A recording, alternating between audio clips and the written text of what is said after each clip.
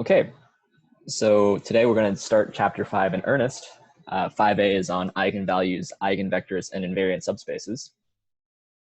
But we introduced this a little bit last week, so let me just remind you. If you want to study an operator T on a vector space V, and you can break the vector space up into a direct sum of subspaces, right, then these subspaces are smaller, so they're simpler to study than V. And to understand the operator T, you just need to understand what it does to every uj. Then you'll understand the operator T. Right? But in general, you lose something if you think about T this way. In particular, you lose the fact that you have an operator, right? So T is an operator on V. It maps vectors in V to vectors in V. But that doesn't mean that it maps vectors in U1 to vectors in U1.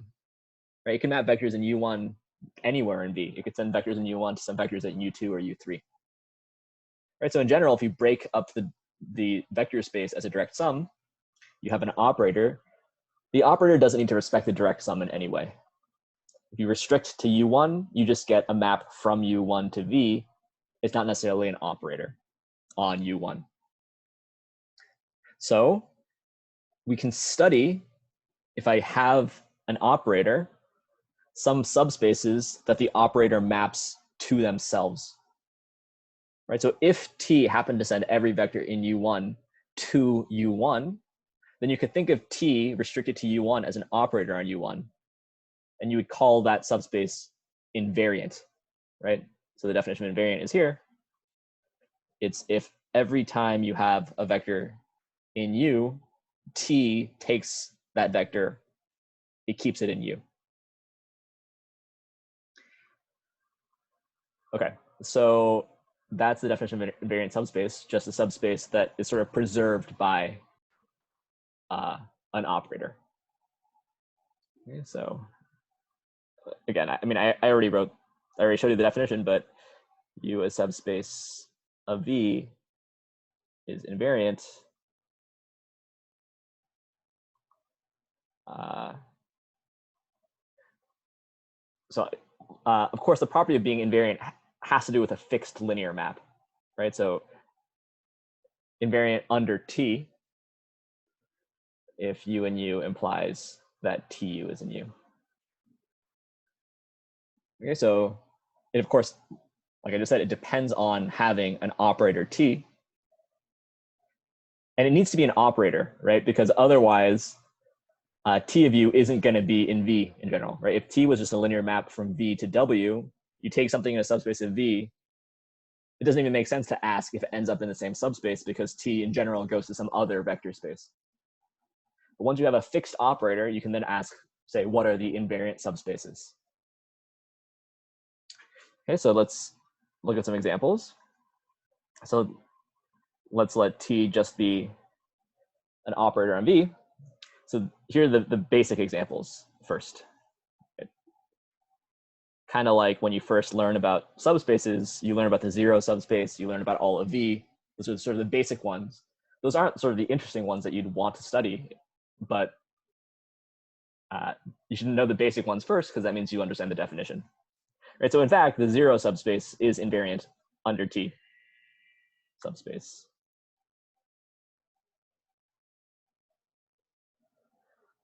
It's invariant under every operator, right? Because T of 0 equals 0, right? That's a property of being a linear map. So in this subspace, T takes every vector in this subspace back to that same subspace.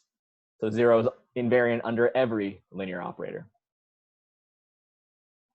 Okay, similarly, V is invariant under T.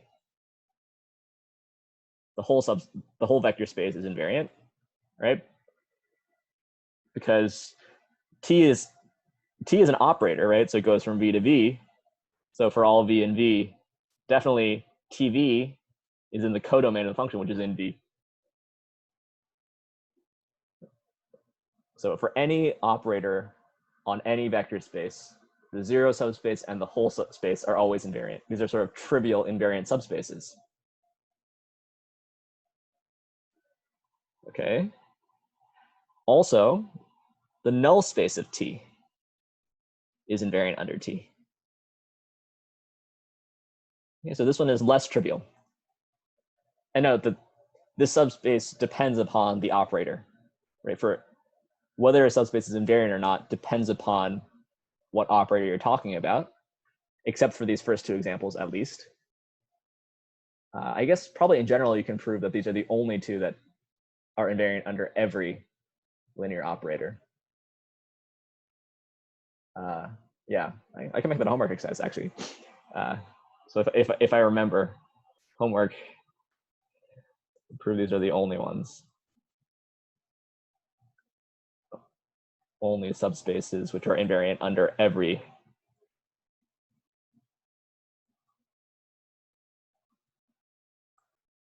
T in LV. That's kind of a nice problem, actually. Yeah, maybe I'll sign that if I remember. Okay, but the null space is invariant.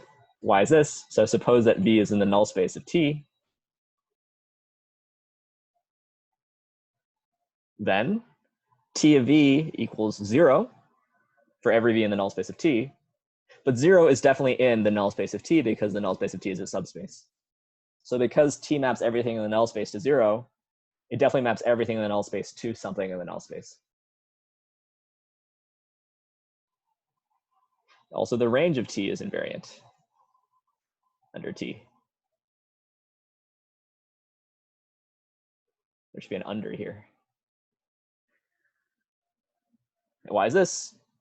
Suppose that V is in the range of T.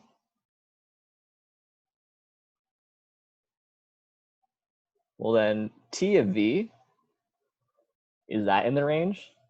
Well, yes, right? It is an output of the function T. It's the output when you plug in V. So this is in the range of T by the definition of the range.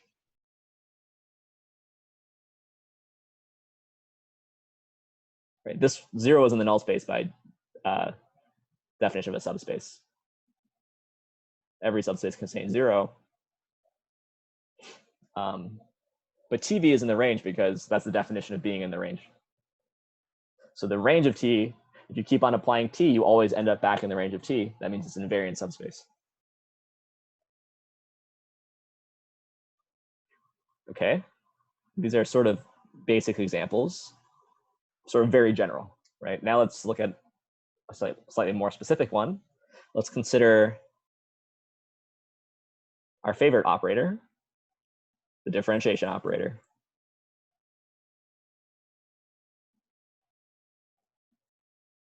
Right, so this is an operator from the space of all polynomials, say with coefficients in R, to the space of all polynomials with coefficients in R. Right, it maps a polynomial to its derivative. Okay, well, we know that, say, the polynomials of degree less than or equal to 3 is a subspace.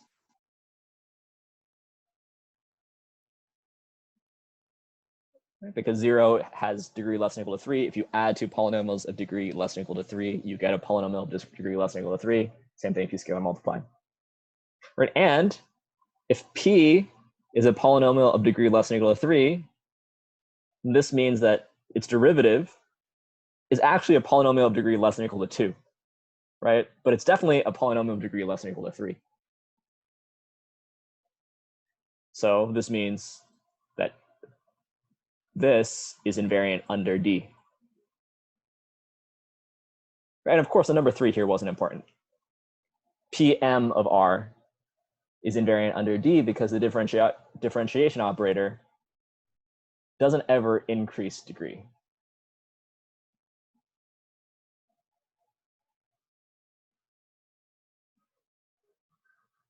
Okay. So what's the point? The point is a point that I made actually back when we made the definition, which is if you have an invariant subspace, then you essentially get an operator on a smaller space. And we call this thing the restriction operator.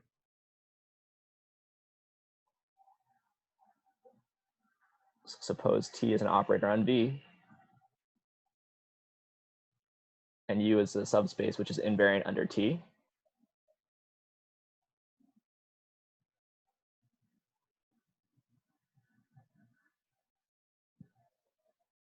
then the restriction operator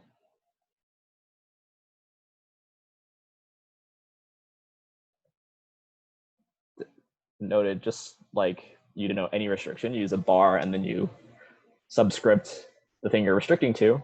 This is an operator on U defined by what it does to a vector in U is it just does what T does to U.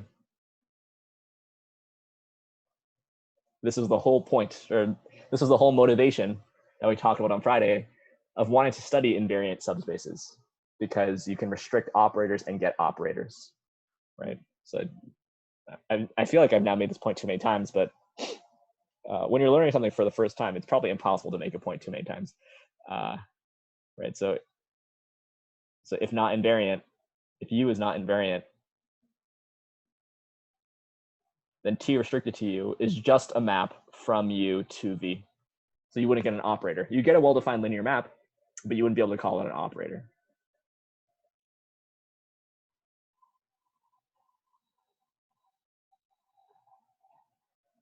Okay, so let's let T be an operator. And let's suppose that we have a one-dimensional subspace. Just so that means it's the span of some non-zero vector. Okay, this harkens back to the last thing we talked about on Friday, which is what does it mean for a one-dimensional subspace to be invariant? Well, if you have a one-dimensional subspace and it's invariant, then what does T of V have to be? Well, T of V has to be in U. So maybe I say, right, so this V is this V. V is the span of V is U. T of V, so if U is invariant, then T of V also has to be in U. Right, but U is the span of a single vector. So if TV is in U, this means that T of V is some scalar times V, because that's what all the vectors in U look like. Right, in fact, this is an if and only if. And also this is an if and only if.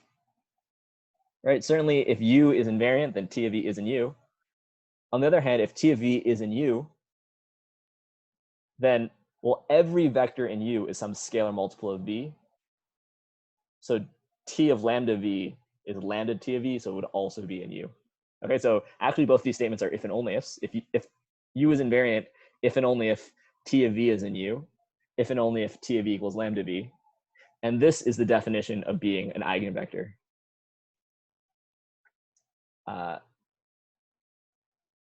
Right, okay, so maybe I won't do this because we haven't defined eigenvector yet. I will in 1 second, but this is sort of one natural way to lead into the idea of eigenvectors. Basically, a vector is an eigenvector if and only if its span, so it's one-dimensional subspace, its span is an invariant subspace under T. It's another way to view what an eigenvector is. Which is why this section is called Eigenvalues, Eigenvectors, and Invariant Subspaces, because sort of the nicest possible invariant subspaces are one-dimensional invariant subspaces. Right? That's like the smallest you could break V up into. You could break them into a bunch of one-dimensional subspaces. But a one-dimensional subspace is exactly the same thing as the span of an eigenvector. But I've been using this word eigenvector without defining it. So eigenvectors are defined only for operators because invariant subspaces are defined only for operators. A scalar lambda is called an eigenvalue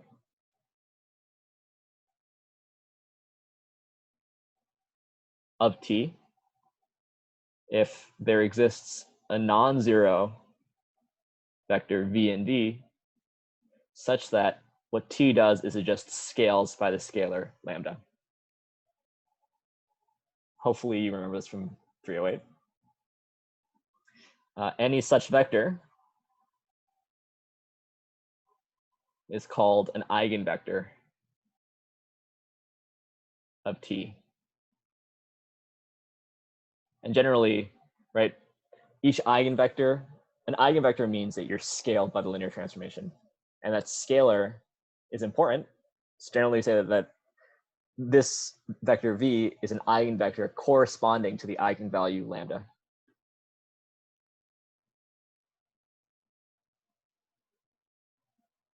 Right? Generally, if you tell someone what an eigenvector is, you should also tell them what the eigenvalue is, because then they'll know what T does to it.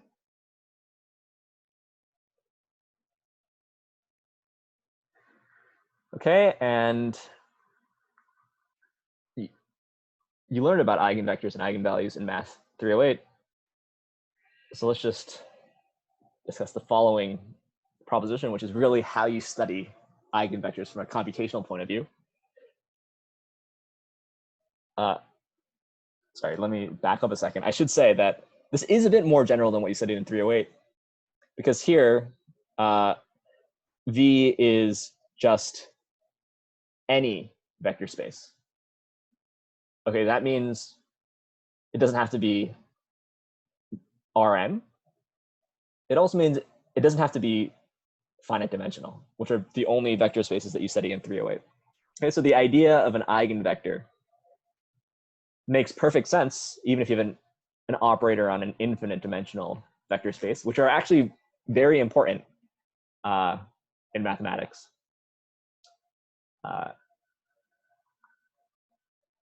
But this following proposition is just for finite dimensional vector spaces. And hopefully you can remember something like this from when you took Math 308. So suppose you have a finite dimensional vector space, an operator, and a scalar. Then the following are equivalent. So one is lambda is an eigenvalue of T.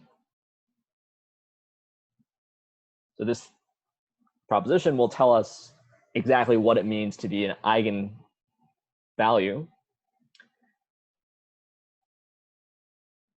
What you do is you consider this linear operator. So hopefully you remember in Math 308 taking matrices like A minus lambda I. You can take you have an operator, you have the identity operator on V, you can take T minus lambda, the identity operator. This is another operator on V. And for lambda to be an eigenvalue of T, it's equivalent to this being not injective.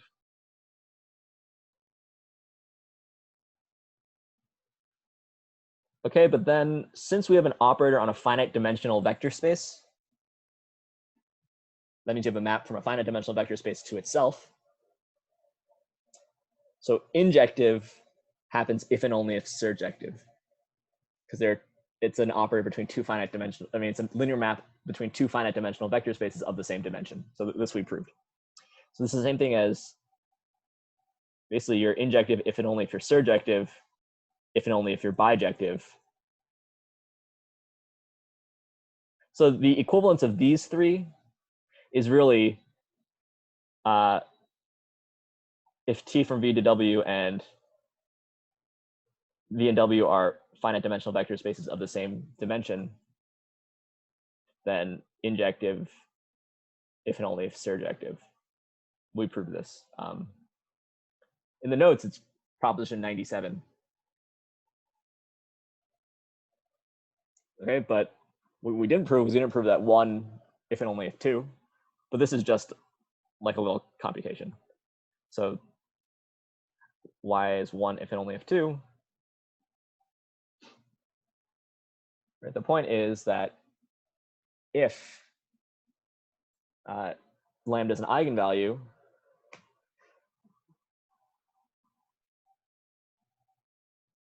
of T, this is if and only if there exists a non-zero vector such that TV equals lambda V,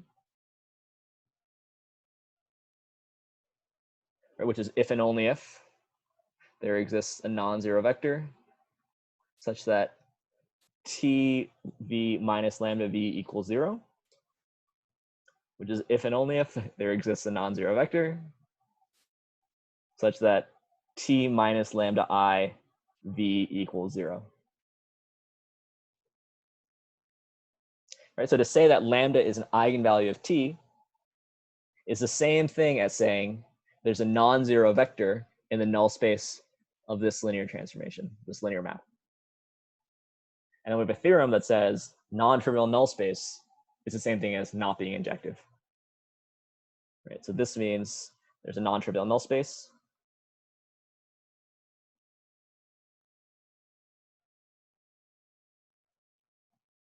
And we have a result that says that this is the same thing as t minus lambda I is not injective.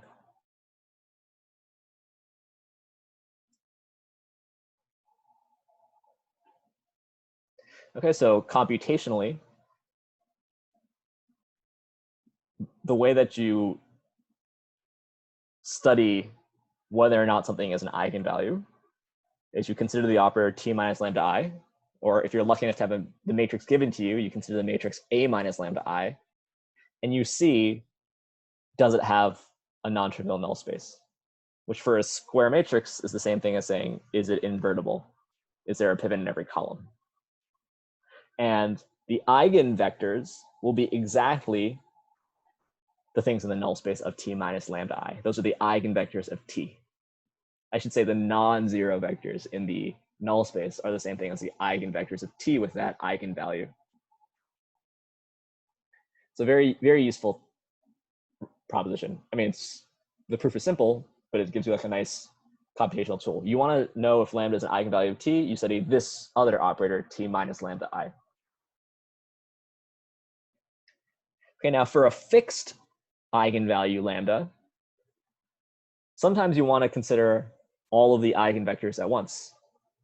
And what we just said is that all of the eigenvectors are the same thing as the null space of this operator, except 0 is in the null space but doesn't count as an eigenvector. Right? So because of that, we call the null space of this matrix the eigenspace of t with respect to that eigenvalue. So I think I should put this definition on the same page. So let t be an operator on V, lambda is scalar in F, an eigenvalue. So if you know that lambda is an eigenvalue,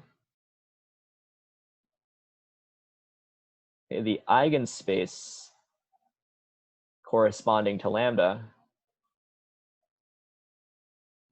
is, so we'll use the notation E lambda T. So E for eigen, lambda for which eigenvalue we're talking about, T for which operator we're talking about. But this is defined to be the null space of T minus lambda I. So, I mean, this thing is all the eigenvectors with eigenvalue lambda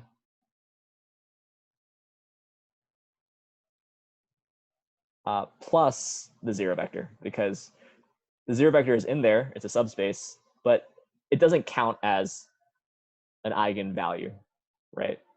Certainly t of 0 equals lambda 0, right? Maybe I should make this comment.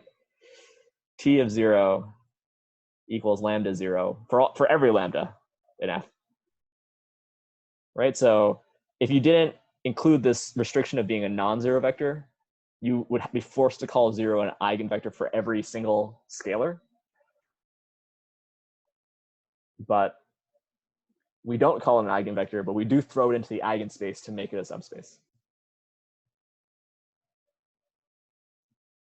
Okay. Did I have something else to say here?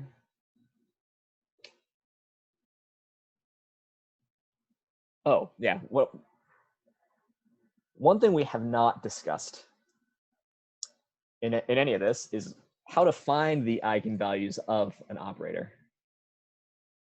Right? So both of these things, both of the things on this page are, if you have an eigenvalue, here's how you find all of the eigenvectors. Right? And the standard way you're taught as an undergraduate to find eigenvalues is to take the matrix, subtract lambda I, take the determinant, that thing is called the characteristic polynomial, solve for the roots of the characteristic polynomial. Okay, but in order to do it that way, you need to know what determinants are.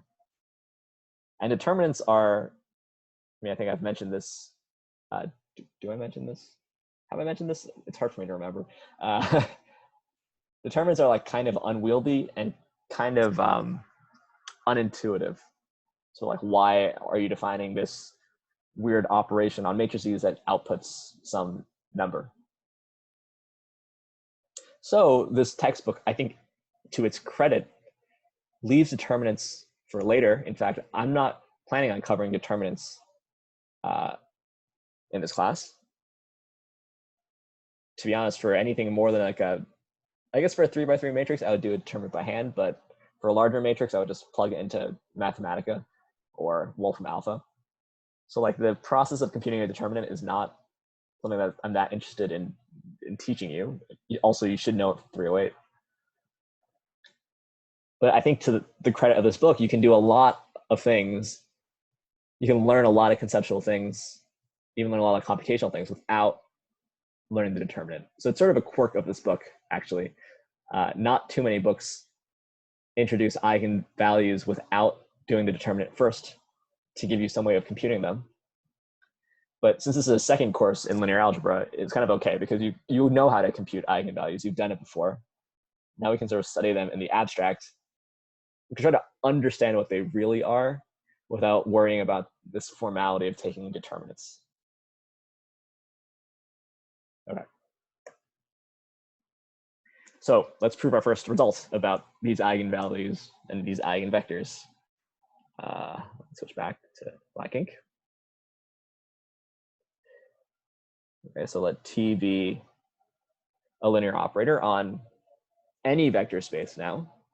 I'm not assuming finite dimensional, okay? Here, I was assuming finite dimensional because of the equivalence of 2 through 4, I needed finite dimensional. 1 if and only if 2 is probably still okay for infinite dimensional vector spaces. I guess I haven't thought if there's some tricky technicality, but certainly in the finite dimensional case, this whole theorem is definitely fine. In this theorem, we're not going to assume finite dimensionality. So this applies to any vector space, any operator. It's the following result. Suppose that you have m distinct eigenvalues. Okay, so no repeats.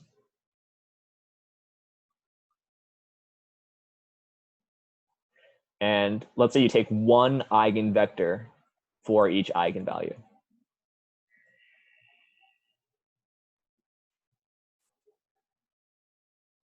So I've just taken a single eigenvector with each eigenvalue. Okay, of course, given an eigenvalue, you can have many eigenvectors. Right? Eigenspaces can even be high dimension, right? So you might have two linearly independent eigenvectors for the same eigenvalue. Here, I'm not allowing any of my eigenvectors to have the same eigenvalue. So I'm limiting myself to just one eigenvector from each of these distinct eigenvalues. But the result is that V1 through Vm is automatically linearly independent. Right? So the way to remember this theorem is that eigenvectors from different eigenspaces are linearly independent from one another. That's the rough translation. Okay, so let's prove this. I think I even proved this in 308 if you took 308 with me. Let's prove this by contradiction.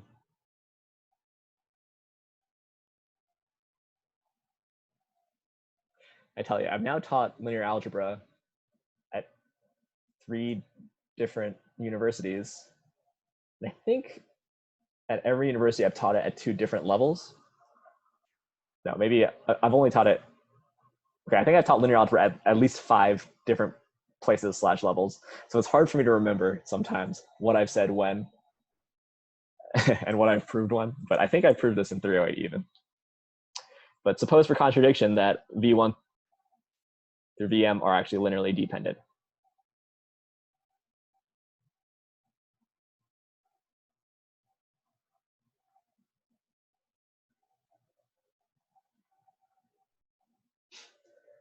Okay, that means that one of the vectors is in the span of the rest of them. But actually, by that linear dependence lemma, it actually means that one of the vectors is in the span of all the ones that came before it. So then by the linear dependence lemma, that was a long time ago now, there exists a k such that vk is in the span of v1 up through vk minus 1. Okay, so choose the smallest such k.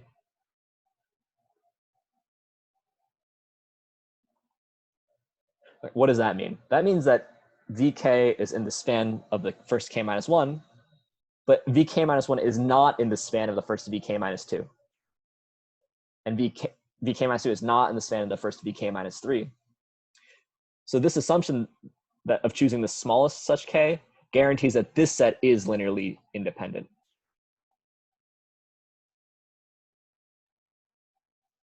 Because none of the vectors is in the span of the previous ones. That is another part of the linear dependence lemma. Right, so with this setup, which we can do if they're linearly dependent, we could find a vector that's in the span of the first k minus 1 of them, and the first k minus 1 of them are linearly independent. Okay, then this means that vk is some linear combination, let's say a1v1 plus a2v2 plus a k minus 1 v k minus 1.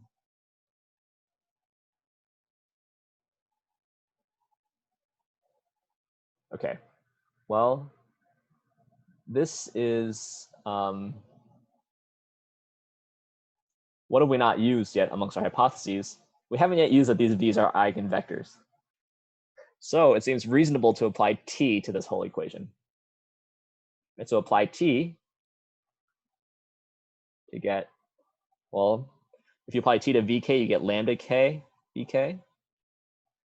If you apply t to the right-hand side, break it up over the sum, pull out scalars, you get a1 t of v1, but v1 is an eigenvector with eigenvalue lambda 1. So you get a1 lambda 1 v1, a2 lambda 2 v2, up to ak minus 1, lambda k minus 1, vk minus 1. That's what happens if you apply t. Okay, but also, I could multiply this guy by lambda k. What do I get then?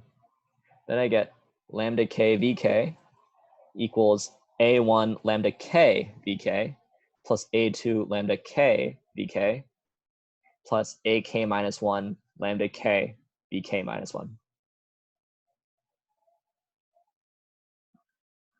Right? Both of these things are true. But then you can subtract. What do you get?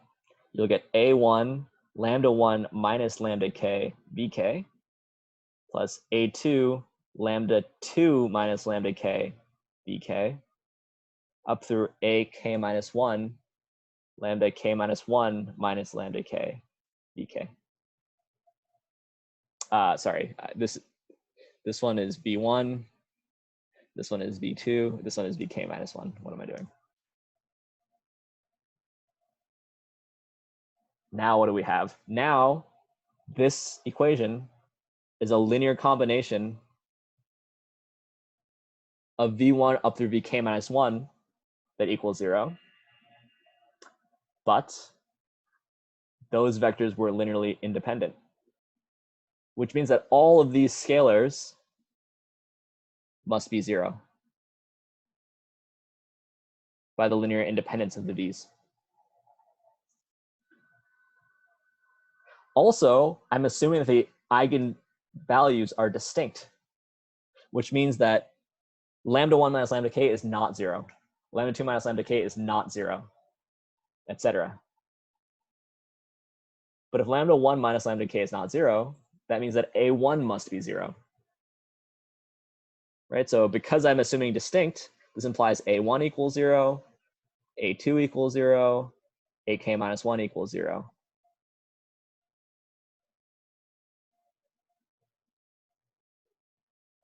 But that means that, well, vk is supposed to be a1 v1 plus a2 v2, right? This is what vk is supposed to be. So if this is true, this means that vk equals 0. But vk is supposed to be an eigenvector. So vk can't be 0. So this contradicts that vk is an eigenvector. Eigenvectors are supposed to be non-zero. Eigenvector.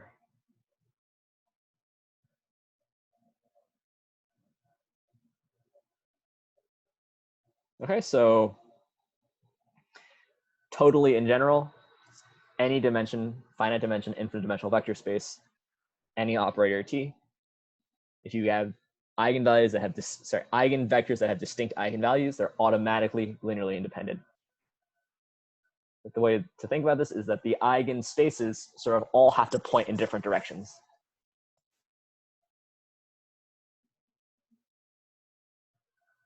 Okay, but a nice corollary of this fact. Now let's suppose that V is finite dimensional.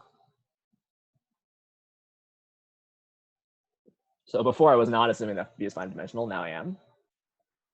But then each operator, T and LV, can have at most dimension of V distinct eigenvalues.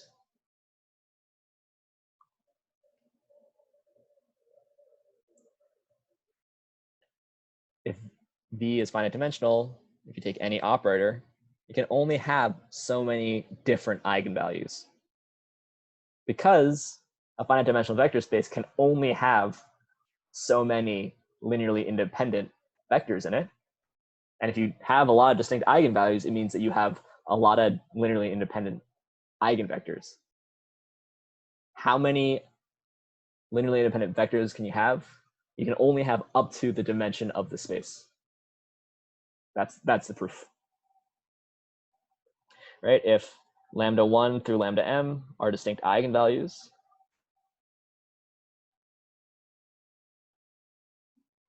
then they have corresponding eigenvectors.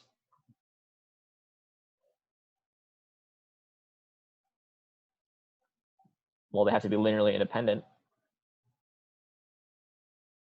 eigenvectors v1 up through vm. But in a finite dimensional vector space, you can only have the dimension of linearly independent vectors. Can only be dimension v of them, which means that you can only have dimension of v eigenvalues, distinct eigenvalues.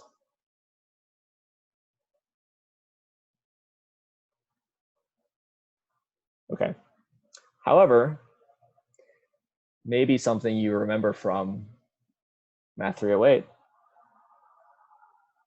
is that sometimes sometimes operators don't have any eigenvalues, or sometimes they have fewer eigenvalues in the dimension of v, right? So this corollary is like an upper bound on the number of distinct eigenvalues that an operator can have. It can only have as many as the dimension of the space it's an operator on. But it might not have that many. It could have fewer. In fact, it might not have any. So remark, an operator need not have dimension of v eigenvalues, distinct eigenvalues. In fact, it may not have any.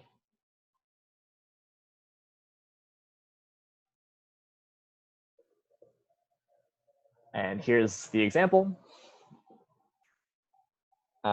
It's the rotation linear operators. So fix an angle, and just to make this example true, let's fix it between 0 and pi. Okay, so between 0 and 180. It could actually be any angle other than integer multiple of pi, but this is sufficient for the example, and it's true. And you consider the operator t from R2 to R2.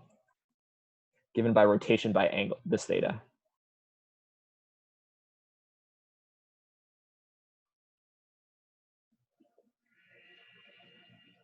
Right, so you fix an angle theta, and then what this operator does is it spits out the vector after you rotate by theta. Maybe I should say counterclockwise, which is the standard direction when you look at a picture like this. Okay, now you may remember that the matrix of a rotation, I mean, it's actually a matrix that you should commit to memory.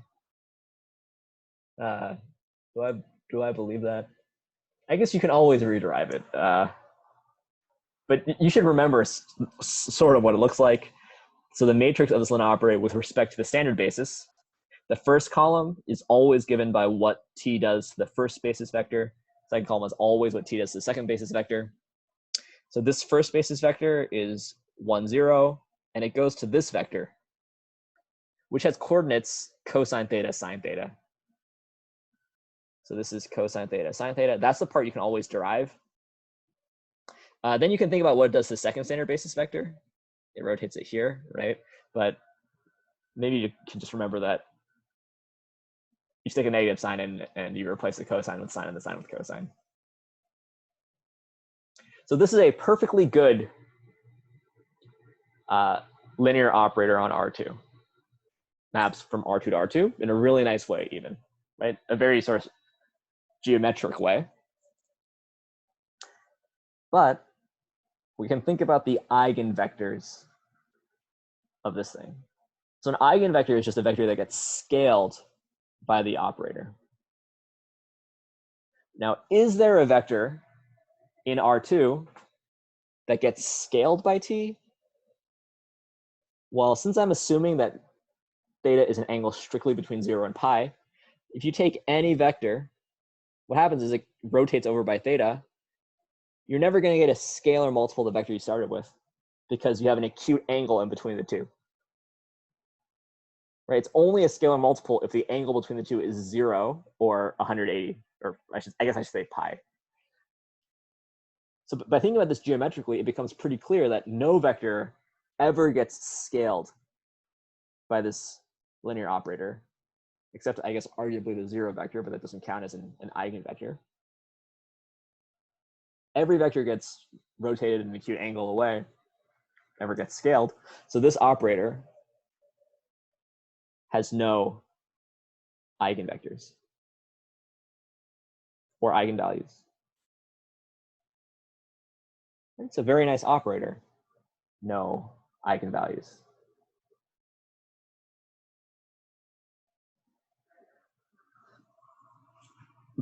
But there's a very nice theorem, which one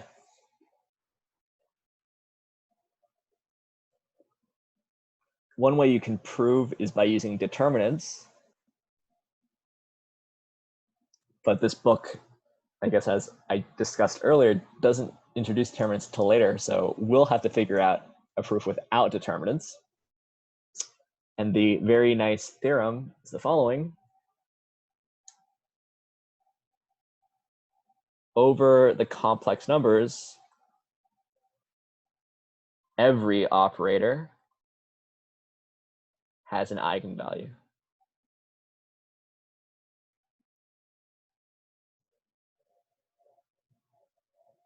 Okay, so this example shows that an operator might not have any eigenvalues at all.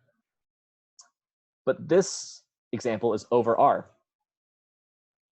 Right? R is our field here. R is the scalars we're considering. And so over R, it's perfectly possible that an operator has no eigenvalues at all. This sort of very strong theorem says that if you're working over the complex numbers, then every operator has at least one eigenvalue. Okay, so let me tell you the traditional proof, which is not the proof that we're going to use because we haven't developed the determinant. But the traditional proof is that the determinant, which is the determinant t of the operator t minus lambda I is a polynomial of, it's a polynomial in the variable lambda of degree the dimension of V. Okay, so I guess one thing is that this proof only works for finite dimensional vector spaces. Although actually maybe I'm only going to prove finite dimensional vector spaces. Yeah, I think also my proof only applies to finite dimensional vector spaces now that I'm looking at it. So I guess I should say V finite dimensional, then every operator T and L of V has an eigenvalue.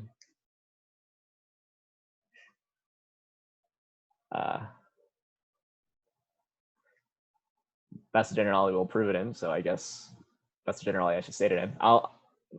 In my current version of the notes, it's not stated correctly, but by the time you get it, it will be stated correctly. Anyway, the traditional proof is to take a look at this characteristic polynomial. It's a polynomial of degree dimension of V, and by the fundamental theorem of algebra, this polynomial has n roots, counting multiplicity. In particular, it has one root. So by the fundamental theorem of algebra, this characteristic polynomial has a root.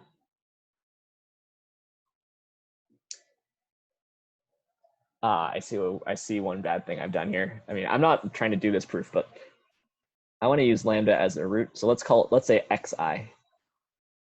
So this is a polynomial in x of degree dimension of V. So if lambda is such a root, then this means that determinant of t minus lambda I equals 0, which means that t minus lambda I is not invertible.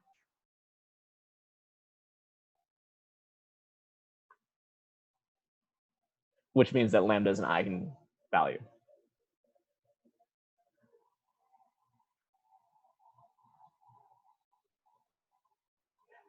Right, so this is the proof that you learn in 308. You learn what the determinant is. You actually don't prove, but it's true that the determinant is a polynomial in x of degree the size of the matrix when you learn it from matrices. That polynomial has to have a root. The roots correspond to the eigenvalues. Therefore, every operator has an eigenvalue over C, right? If you did the same thing with this matrix, you take determinant of this matrix minus xi, what you'll get x squared plus 1, which has eigenvalues I and minus I, so it doesn't have any eigenvalues over R. Right, so if you think about this as an operator over C, this matrix, so as a map from C2 to C2, then it will have eigenvalues because it has to. Okay, but that's the traditional proof, but we don't know anything about determinants, so let's give the determinant-free proof.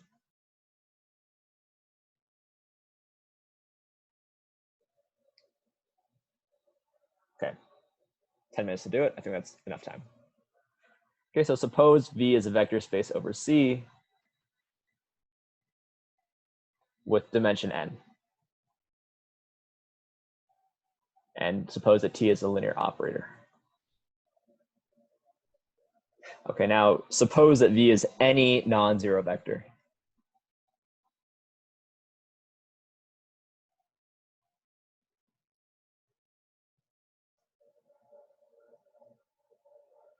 What I'm going to do is I'm going to consider the vectors V, TV, T squared V, up through T to the n V. So what I'm going to do is I'm going to take this vector and I'm just going to repeatedly apply T. See what happens. Well, what I have here is I have n plus 1 vectors in a vector space of dimension n. So these vectors must be linearly dependent. And the idea is if you keep on applying T, eventually you're going to sort of get something that you could have already gotten somehow.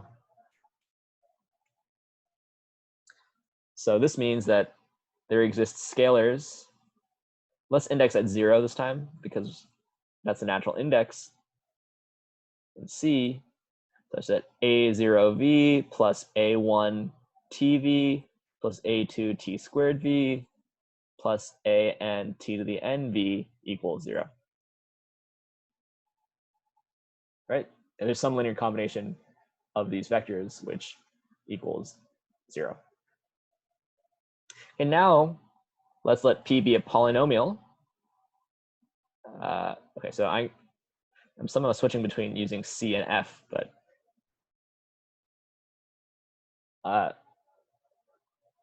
which polynomial am I talking about? Be the polynomial A0 plus A1Z plus A2Z squared plus AN Z to the N. Right, let's call this P of Z. So I've taken V, I've applied T a bunch of times, I've pulled out the scalars that I get because they're linearly dependent, and I formed a polynomial out of them.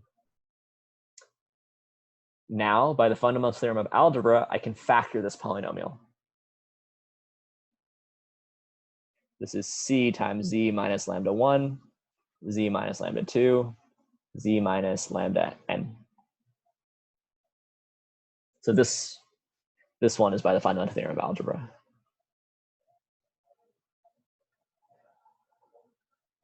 Now, I'm going to consider applying this polynomial to the operator T. Okay, now note that 0 equals P of T equals A0 plus A1T plus AN T to the N.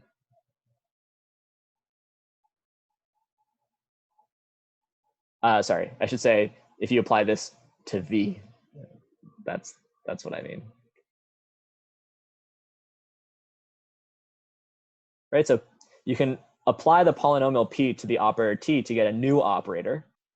And if you plug in this non-zero vector, this is exactly the operator which takes V to 0. But now we proved that when you take polynomials of operators, things behave very well with respect to multiplication. This is when did we prove this? Was it on Monday? No, it can't be, right? Yes, it was on Friday after your midterm. This theorem says that applying polynomials to operators behaves very nicely with respect to multiplication. Multiplication of polynomials, if you multiply some polynomials and then plug in an operator, it's the same thing as plugging in the operator into the factors and then composing the operators. Which means that this operator is the same one as C T minus lambda 1I, T minus lambda 2I, T minus lambda N I. Because when you plug in T for Z, all the properties of polynomials are sort of preserved. I should say this polynomial applied to V. Now what you have is I've taken a non-zero vector V and I've plugged it in to this composition of operators. And in the end, I've gotten 0. That means that somewhere along the way, I plugged in a non-zero vector and I got out 0. Right? I started with a non-zero vector. I plug it into all of these things I compose, I get 0 at the end. At some point, I went from a non-zero vector to a 0 vector, which means that at some point, one of these guys, somewhere in here, was not injective because I mapped something non-trivial to 0. So this is the idea. Exists some j such that T minus lambda j I is not injective.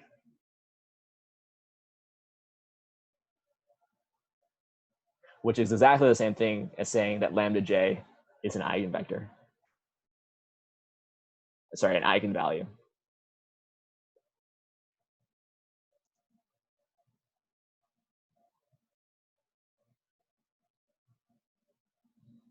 Okay, so every operator over C, because, I mean, this is, again, using the fundamental theorem of algebra in a really essential way, which also the determinant proof does.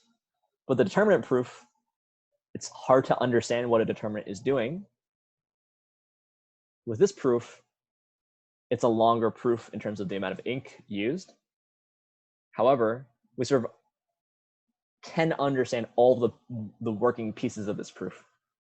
I'd say the most mysterious thing here is this idea of plugging operators into polynomials. But that, it turns out, is actually a very natural process. If you have an operator, it's very natural to apply it more than once. That's this power operation. And then it's very natural always to take linear combinations of linear maps, scaling and adding them together. So actually taking polynomials of operators is not too crazy a thing. Okay, so moral of the story today. Maybe I should do this every time. Invariant subspaces. We saw the first basic examples, and we saw the connection to eigenvalues and eigenvectors. In particular, an eigenvector is the same thing as saying that the span of that vector is an invariant subspace of dimension 1. Then we prove this nice result that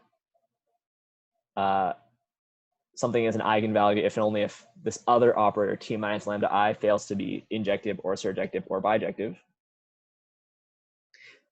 We prove that if you have eigenvectors coming from distinct eigenspaces, they're automatically linearly independent, which means that you can only have so many eigenvalues. You can have up to the dimension of the space. You might not have any. You could have as few as possible in general, but over the complex numbers, you always have at least one. Okay, which, by the way, this is a bit weaker than what you can prove with determinants, at least the proof presented here. With determinants, you can actually prove that you have to have n eigenvalues counting multiplicity. Right? So we can only prove that one exists because all that we get out of this proof is that this big composition is 0. So at some point you have something non-injective. But it turns out that counting multiplicity over C, you actually always have n eigenvalues. But on Wednesday, we will start, or maybe we'll continue talking about 5B. We'll talk about upper triangular and diagonal matrices. And hopefully we'll understand them better than we did in 308. That's the goal.